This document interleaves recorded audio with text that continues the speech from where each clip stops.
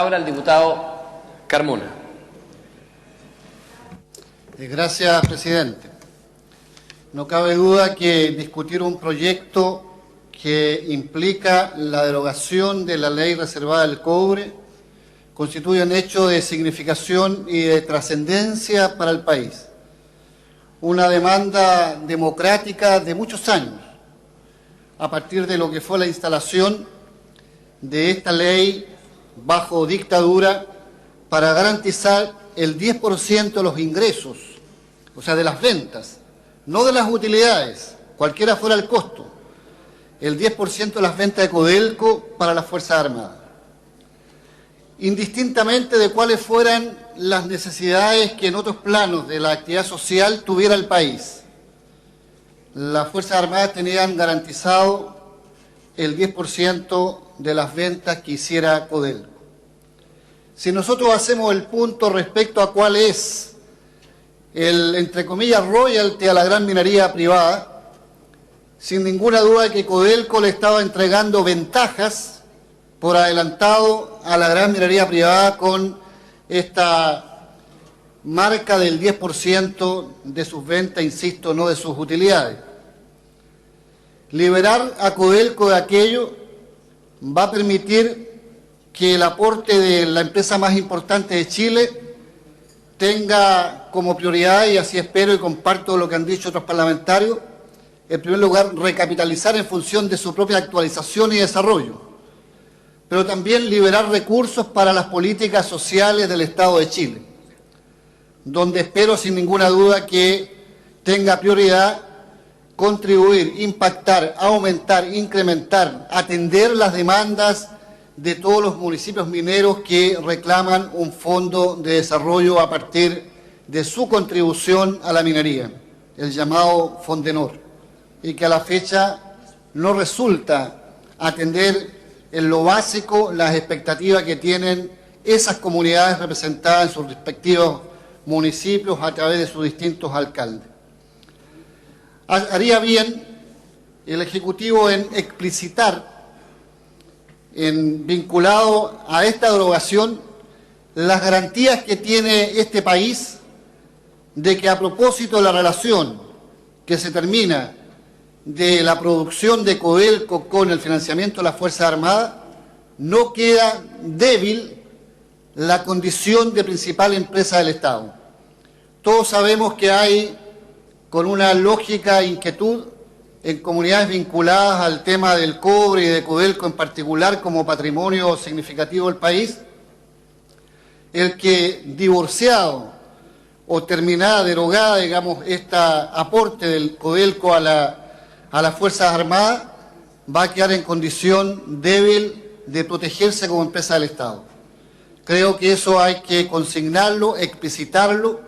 No puede, bajo ninguna condición, ponerse en cuestión la condición de principal empresa del Estado, sino al contrario, dar una señal que parte de estos fondos liberados van a ir a potenciar la propia actividad de Codelco, y Codelco a su vez va a potenciar la calidad de vida, como deben hacerlo también las privadas de la gran minería, de los municipios mineros. Eso es un hecho que indudablemente no tenemos ninguna inhibición de reivindicar como un paso trascendente, significativo e importante.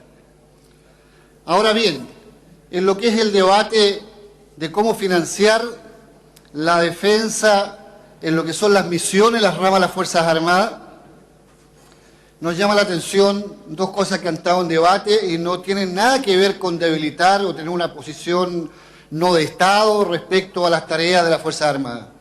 Pues si vamos a hablar de tareas de Estado, creo que cualquier representación de Estado, incluyendo los gobernantes transitorios, los parlamentos transitorios, deberán siempre buscar como un tema estratégico potenciar la relación entre las misiones profesionales de las Fuerzas Armadas y la disposición, identidad y empatía del propio pueblo de nuestro país. Eso también es un tema estratégico de fondo y una mirada de Estado. Bueno, quiero asumir que el debatir dentro del Parlamento el presupuesto para la defensa a propósito de haberse derogar esta ley reservada al cobre, abre la posibilidad de intercambios, abre la posibilidad de recoger de la población, también en términos informados, una posición que le dé centralidad a qué piensa el país completo al respecto. No tiene que ver con no asumir misiones profesionales, con no asumir elementos que podrían incluso llegar a ser compartimentados respecto a decisiones en este plano, pero sí tiene que ver con avanzar a una doctrina democrática de defensa que empate el interés del pueblo, entendido el pueblo como la soberanía ciudadana, con las misiones que tengan las Fuerzas Armadas. Creo que, visto así, haríamos bien en poner en debate cuál es la política de integración latinoamericana y de vecindad subregional para también considerar aquello que, sostenido en la amistad entre pueblos, ayude a garantizar una correcta coexistencia en la paz como elemento clave de una política de defensa. Llama la atención que si queremos dar señales de integración, de compartir, de miradas comunes a nivel subregional, no hayamos tenido la capacidad el día de ayer de aprobar aquel proyecto de acuerdo que iba en la dirección de respaldar las gestiones argentinas respecto a la soberanía sobre las Islas Malvinas. Pero bueno, está planteado un piso de un 70%. Es decir, está autolimitándose en este debate por iniciativa del Ejecutivo el Parlamento de una atribución que tiene, que es a lo menos tener capacidad de bajar montos presupuestarios, ya que no los puede aumentar. La posibilidad de hacer eso es del 70% si es que se mueve hacia arriba, pero ya hay un piso del 70%. ¿Por qué? Tamaña dimensión que aparece absolutamente exagerada a las necesidades de defensa. En segundo lugar, ¿por qué tiene que haber un presupuesto plurianual? ¿Por qué no puede ser un debate anual, como se discute todo el presupuesto? ¿Cuáles son las correlaciones entre estos montos y las necesidades en políticas sociales como educación y salud y vivienda social? ¿Cuál es la relación que va a empatar una política de Estado en defensa en el plano presupuestario con otra política de Estado que permite esta armonía entre pueblo y Fuerzas Armadas?